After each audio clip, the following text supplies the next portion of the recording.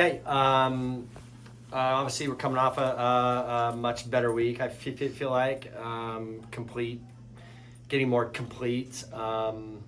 We've got one game of season one left with North Texas, who's obviously playing very, very well and already beat some Big 12 teams. So we got our work cut out for us there. We always do, so it's nothing new to us.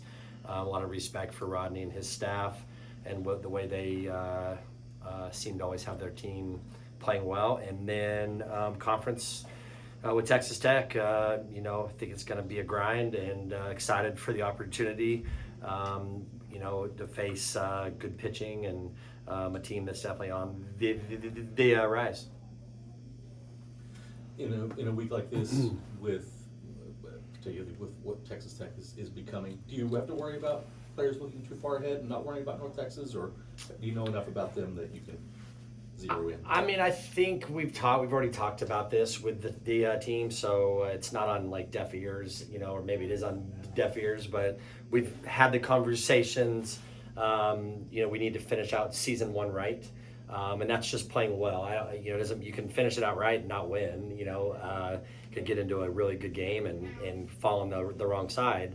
But I just told them it's important that we finish season one right, and that's playing well and playing to our best, and not look ahead. I think that's a real sign of good teams, is teams that aren't looking past what's under their feet. So, I'm a coach, so I worry about all kinds of stuff. But hopefully, this one we've had enough dogfights with North Texas to know that there's nobody to look past.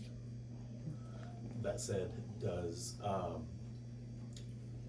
for people on the outside like me that just covered this more broadly, this weekend looks really like a really big deal in the softball world. Does it feel that way internally, or are y'all so much in it, in the weeds of all of it, that you don't really think about it that way? I mean, I don't know. I mean, it's big. I mean, it's conference. They're all big. So, it doesn't matter. Texas Tech has given us fits my whole time here.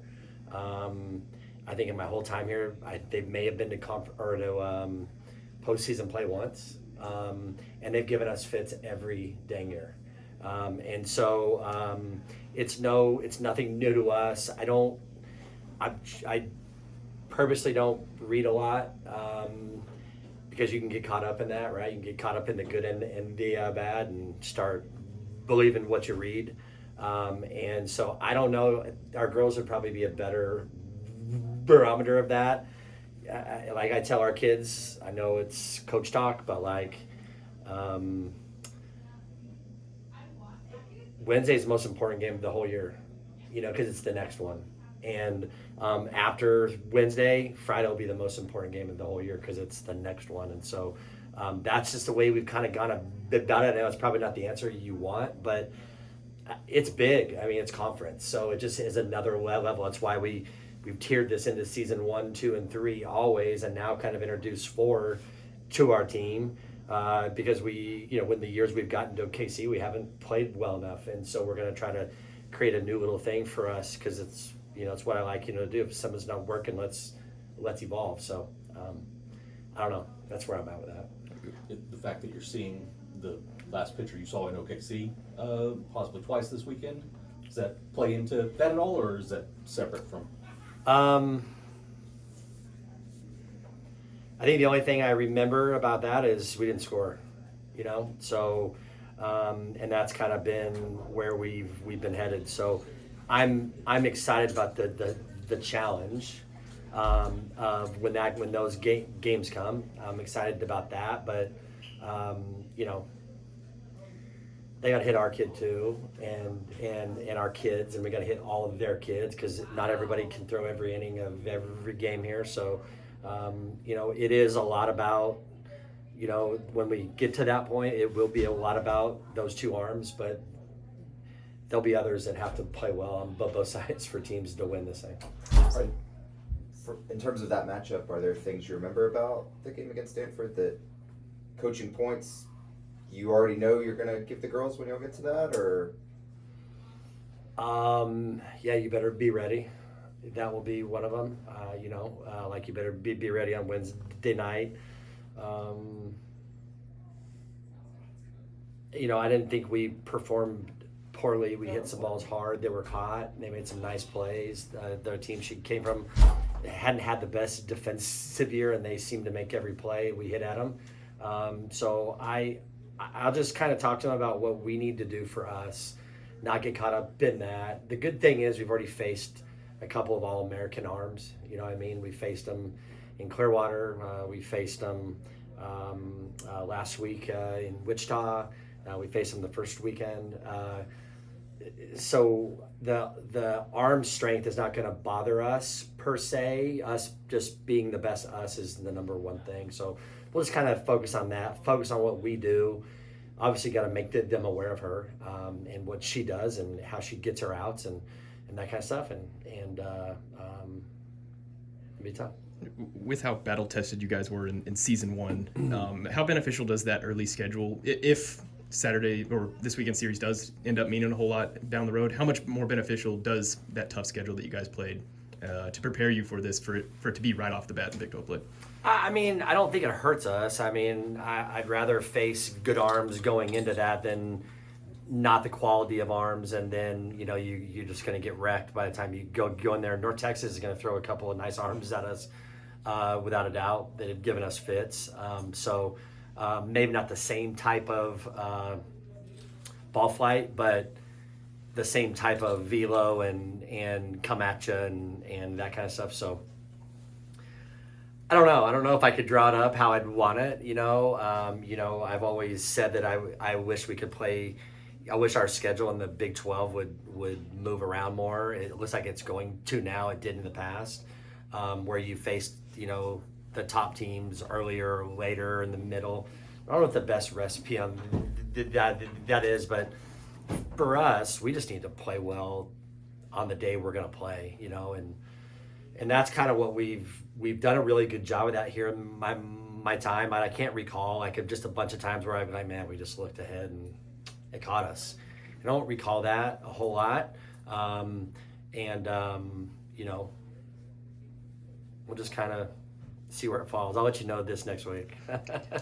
Does that surprise you? I feel like coaches all the time, especially as they, enough time goes by, that seems to be something that comes up. Oh, we looked ahead and we didn't perform.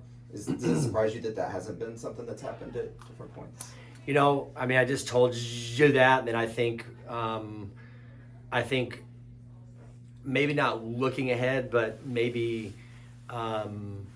not respecting an opponent maybe is more the right wording. I felt like we came out the first game of the year and really played well against Florida State. I mean, really played a complete game, and then I felt like we didn't respect La Tech, and they kicked our butt, and then we didn't recover well, to be honest. Kind of put us in a spin. So I can maybe say that versus we're looking past this game, like maybe that is a lack of respect. I don't know, but I don't know. I've just tried to always be cautious with these guys about you're one swing away from getting beat. You know what I mean? And we're never going to be a program that we just roll the balls out and win. You know what I mean? That's just not who we are. It's not how we've been. We're not a blue blood. Even though the success you see on the wall here is top 5 in the history of our game. Besides the national championships that we don't have, you look at all this other stuff, it's top 5. And but it's how it is for all of our sports here. It's just part of what you better embrace here at OSU, or I don't think you're long in the tooth here. This is you better have a chip on your shoulder school, and figure out a way to embrace that and love that. Otherwise, you're at the wrong place. Your sophomore class, obviously the world got introduced to Carly and Rosie last year. Now Katie Coots stepping up, Tia Warsop stepping up. While you were building it, could you tell that this group had the potential to be something special, or does it just kind of happen as you see them develop? Well,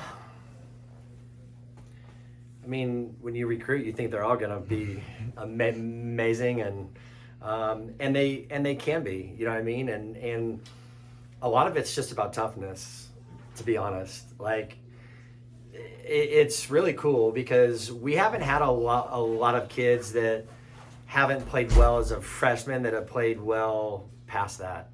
They've been okay, but we've almost had this thing as like, man, if you struggle as a freshman, it may be hard here. You know what I mean? And we've had some kids that have done it, but it's not. We don't have a ton of those stories.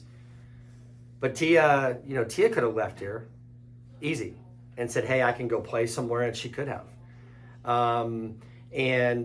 She's just dug in. In the world we're in, I wouldn't have been shocked if Coots left. You know what I mean? She wasn't having success. It wasn't easy. It's still not easy. And when I talked to her at the end of last year, there was not even an inkling that she had any remote thoughts of not being here. And that comes from parents. That's where that starts. So this is like when we're recruiting, this is about recruiting parents who aren't quote unquote soft. And I don't mean that in a derogatory term for anybody who's left here, but like we got to have buy-in from parents too, that we can tough this out and it'll be okay. And so that's hard. It's just hard. We all want to see our kids. Like I'm a parent too. I get it. Like it'd be easy for me. My son's at Tonkawa and not starting. It'd be easy for me to go, you should leave. Like you're not gonna play. You should leave. And that's not what I told him. It's hard, but you got to dig in, man. Like you got to dig in and earn what you get. And that's what these two kids have done here. And Katie, I mean, we've kind of changed our approach with the way we're coaching her. And I credit Carrie on that for doing that. And I credit Katie for accepting that. And then Tia, we've been telling her, just stick to the course. You're going to get your chances. I told her before the season started, you are right on the edge of starting, like right there. It's as close as it could be. And so just do your deal. And she didn't get a lot of at-bats to start with. I've never seen her down. She shows up here and works extra. She doesn't look like she's interested in giving her job up. Like she is just getting better every time we go out and play. So it's just neat to see. This class is good. And that was your question that I've been circling around on. I think it's panning out. It's why you should never do recruiting rankings until they're done, not before they play. I've always been a fan of that. Why somebody hasn't come up, here's a way for all of you to make some cash. Start doing rankings once they're done playing. And then we'll see who has the best recruits. It may not be us. I mean, it may not be. I don't know, but that would be awesome to go back and go, well, this is who had the best class, actually. That would be kind of cool. With Tia, somebody told me that she got her American citizenship recently. Last week? No kidding. Yeah. I think it was last week or a week and a half ago. About a week and a half ago. She yeah. missed a day and a half. Something she had talked to me about a long time ago, and I was like, go, let's make this happen. And dang, I'll be dang, the 10 questions that they ask are not easy. Like I had to like Google like 5 of them, and I'm an American citizen here. I was like, I don't even know if I know the answer to that. We have some smart people here that were going, who is this? So she passed it, she crushed it. She got the first 6 right, so she was automatically done. And then she said she got them all right, I think. But it's really neat. And you'll hear our team chant when she gets on base. They chant USA. It's kind of cool, and she embraces that. And she's got dual citizenship now, and plays on the Great Britain national team. And it's a real honor to her. And I'm proud of her because it means a lot to her. To be honest, it's kind of neat to see how much it actually does mean to her to have that. Offensively, do you have who's surprised you the most up to this point of the season? Bloodworth. No, let me go back. Bloodworth has probably been the biggest surprise outside of here. But I would say that inside we have always felt like she could hit. I'm not sure she's always felt like that. I think right now she feels like that. It's cool to see. So that's been one cool thing. Tia's been a little bit of a, I'm not surprised that she's playing. I'm surprised that she's still figuring out I'm surprised on the way she's going about figuring out who she actually is. You know what I mean? And I think you're going to see her start to swing more and power slap more. It's there. It's just like, it's like cheese finally swung away and triples off the wall or doubles off the wall. Like, it's wild when you get into a comfort zone and you think you can get on like that all the time.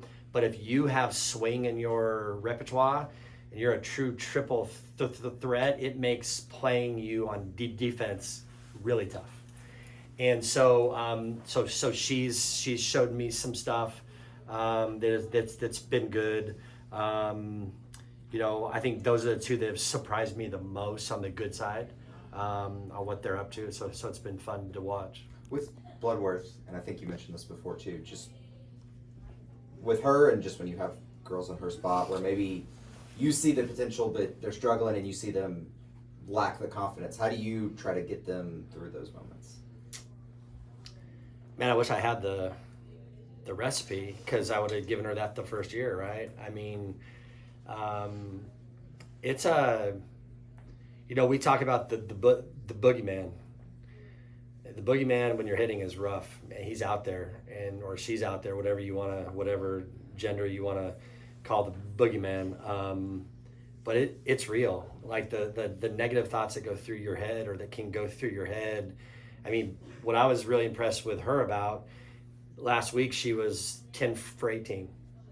And then she comes out here in the first game and goes 0 for 3, I think, and smashes 3 balls. And the boogeyman got into my head going, man, I hope that doesn't get her down. And then the next game she came out and smacks another ball for a base hit. And I was like, oh, dang, like it's not affecting her. And that's the growth that you want to see. So I don't have the answer. It's just we continually try to lift these guys up, continue to remind them that they're good. I'm doing that with Claire Tim right now. Doing that with others, Lexi McDonald right now, having those talks. And they're real and they're okay. I mean, it's real, and tears and emotions and all that stuff. It's part of what makes this thing awesome. It's why you coach. It's why the journey's so cool and why it's different every year. And this isn't exactly the journey that I would have drawn up for this team, but it's been amazing. It's been hard. And it's why coaching is fun, because you think you know, but you don't until you start playing games and getting tested. So just try to keep encouraging them and keep getting them work. And the good thing here is we don't have to worry about kids wanting to do our work. They wear shippy out. I mean, they want to hit, they want to hit, they want to hit. Sometimes it's like, there's no hitting here today. Like, I have to have days at times, a couple times a year, where I'll say, she's unavailable tomorrow. There's no hitting. She needs a break, and some of you need to hit the reset. If you want to hit, go hit on your guys' zone. You can figure out a lot of stuff on your own. One of the best quotes I've ever heard was actually from Lauren Chamberlain, and she said something like, the best conversations I've ever had are in the batting cage all by myself. You know, just learning, just talking your way through things. And sometimes that's what you need to do. What do you like with Tia in the 6 hole? It's almost like you get 5 in and then you got another leadoff hitter. Here's what we did, and I don't know why, and it's been working, so we've been going with it. I did not like them coming up back to back. Because the bottom of the order has been getting up a lot, or has been getting on a lot. If you just go back and look, I mean, the bottom of our order, 7, 8, 9 has been getting on base a lot. And so then you got the Cheese and Tia that aren't true run producers or run driver inners or whatever, and they don't have a lot of sock in the bat a lot of times, even though they can if they would swing. So I was like, let's separate them. And as a staff, we're like, okay, so we're like, where could that be to kind of maybe jumpstart again? And if those other guys are getting on base, then maybe they have more opportunities to drive somebody else in. So that's kind of why we've gone there. And so it's been kind of an interesting find. Again, I wish I could say, that's where my brain works. I was a little bit lucky in that, the way it's gone, and we'll adjust again if we have to. But the reason we moved her out of the bottom was to separate. And I didn't want to do that to Cheese, even though she has more potential to drive with her strength. She's just pretty comfy in the top spot. So there's some real value in the lead off spot and what that's worth. So I didn't want to mess around, with that.